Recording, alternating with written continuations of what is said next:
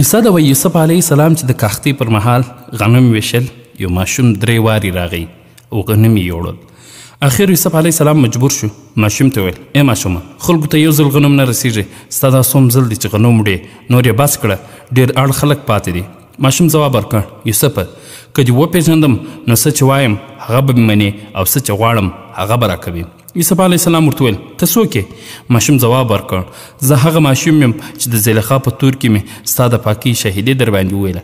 یوسف علیه السلام ماشوم غېږ ته نږدې کړ او بیا یې امر وکړ چې دغه ماشوم ته خزانې خلاصې کړئ څه چې وړی شي مه یې ورڅخه ستنوئ. په دې وخت کې الله جل جلاله ورته وحي وکړ وویل ای یوسفه ته یو بنده یې یو چا ستا پاکي بیان کړه ټولې خزانې دې ورته خلاصې کړې نو څوک چې زما پاکي یاد کړي ذکر مې وکړي نو څه به ورسره وکړم. فکر وکړي چیرې د یوسف علیه السلام خزانې او چیرته د الله جل جلاله خزانې چیرته د یوسف علیه السلام ورکړه او چیرته د الله جل جلاله ورکړه. راځئ چې الله جل جلاله تل یاد وساتو او پاکي بیان کړو.